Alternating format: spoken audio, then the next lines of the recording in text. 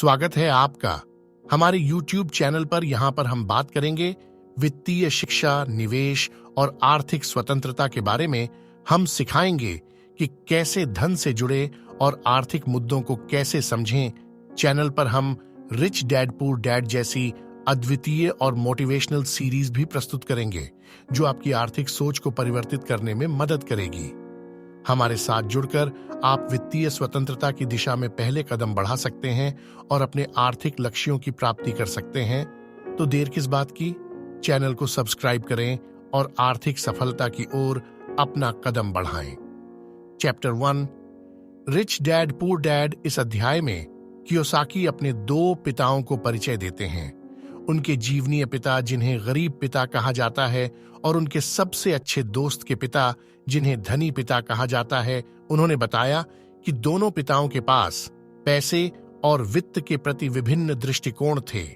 गरीब पिता को एक अच्छी शिक्षा का महत्व था जो एक स्थिर नौकरी की ओर ले जाती है, जबकि धनी पिता ने पैसे, निवेश की जानकारी और वित्तीय स्वतंत्रता प्राप्त करने की आवश्यकता को महत्वपूर्ण बताया।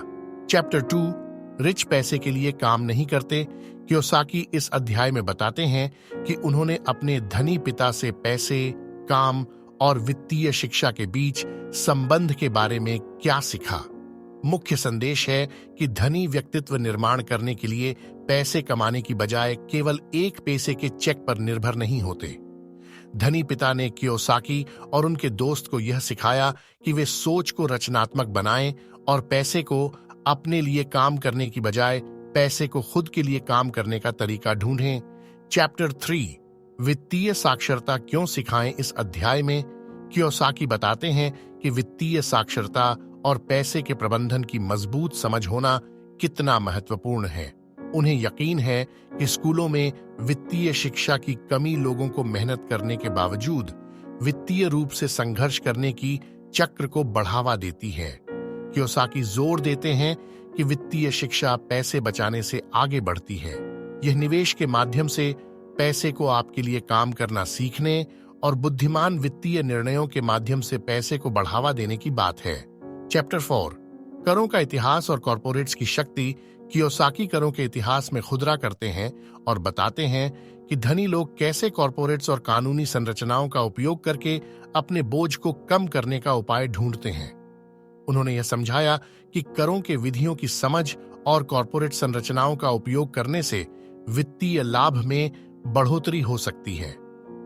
इस अध्याय में यह बताने का महत्वपूर्ण संकेत है कि धन की बढ़ती राशि की प्राप्ति के लिए उपलब्ध कानूनी और वित्तीय उपकरणों के बारे में सीखना कितना महत्वपूर्ण है। चैप्टर 5, धनी पैसे आविष्कार करते हैं। इस अध्याय में कियोसाकी पैसे बनाने की अवधारणा की खोज में जाते हैं जो समस्याओं को हल करके मूल्य जोड़कर पैसे बनाने का तरीका है। धनी पिता ने कियोसाकी को सिखाया कि सफल उद्यमिता और निवेशक संभावनाओं को पहचानने, नई उपायों की विकास करने और नई आय की नई स्रोतें बनाने में महारत हासिल करते हैं।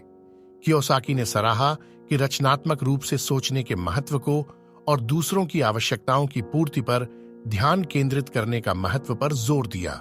चैप्टर 6, पैसे के लिए काम करें, पैसे के लिए काम न करें। इस अध्याय में यह महत्वपूर्ण बात स्पष्ट की गई है कि निरंतर शिक्षा और व्यक्तिगत विकास का महत्व क्या है। कियोसाकी ने समझाया कि नए कौशल विकसित करके, ज्ञान प्राप्त करके और अनुभव हासिल करके व्यक्तियों नौकरी बाजार में और उद्यमिता में अपना मूल्य बढ़ा सकते हैं। धनी पिता ने कियोसाकी और उनके दोस्त को सिखाया कि पैसे के लिए ही नहीं बल्कि सीखने और विकसित होने का अवसर काम करने की बजाय। चैप्टर 7, बाधाओं का पार करना। कियोसाकी असफलता का भय और चुनौतियों को पार करने के महत्व की बात करते हैं। उन्होंने स्पष्ट किया है कि असफलताएं मूल्यवान सीखने के अनुभव होती हैं और सफलता की ओर कदम बढ़ाने के संचारक होती हैं।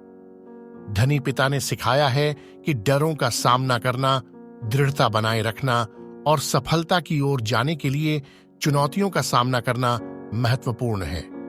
चैप्टर 8, शुरुआत कैसे करें। इस अध्याय में कियोसाकी वित्तीय स्वतंत्रता प्राप्त करने की पहली कदमों के बारे में व्यावहारिक सलाह देते हैं। उन्होंने क्रियाशीलता, वास्तविक अवसरों की खोज और वित्तीय कौशलों को बनाए रखने की महत्वपूर्णता पर बल दिया। कियोसाकी पढ़ने, अनुभव प्राप्त करने और हर प्रयास से सीखने की सलाह देते हैं। चैप्टर 9 अब भी और चाहते हैं। यहाँ कुछ कार्यक्षमता है। अंतिम अध्याय में पाठकों के लिए वित्तीय शिक्षा में सुधार करने और वित्तीय स्वतंत्रता की यात्रा की शुरुआत करने के लिए कुछ कार्यवाही की सूची प्रदान की जाती है। कियोसाकी वास्तविक सुझाव प्रदान करते हैं जिनमें निवेश पर पुस्तकें पढ़ने, मेंटर्स की खोज करने और निरंतर सीखने के प्रति प्रतिबद्ध रहने जैसे आवाजन चाहिए। Conclusion, rich dad poor dad एक पुस्तक है जो हमें पैसे, वित्तीय शिक्षा और आर्थिक स्वतंत्रता के महत्वपूर्ण सीख देती है। इस पुस्तक में रॉबर्ट कियोसाकी ने अपने दो पिताओं के दृष्टिकोण को प्रस्तुत किया है। दोनों पैसे और वित्त से कैसे जुड़े थे। गरीब पिता की सोच और धनी पिता की सोच में अंतर बताते हुए उन्होंने हमें सिखाया कि सिर्फ नौकरी से ही नहीं, बल्कि निवेश और समझदार वित्तीय निर्णयों के माध्यम से हम आर्थिक स्वतंत्रता प्राप्त कर सकते हैं। यह पुस्तक हमें सिखाती है कि सिर्फ पैसे की बचत से काम नहीं चलेगा, बल्कि हमें पैसे को अपने लिए काम करने की आदत डालनी चाहिए। रिच डैड पुअर डैड के माध्यम से हमें वित्तीय शिक्षा, निवेश और आवश्यक वित्तीय योग्यता की महत्वपूर्णता की समझ मिलती है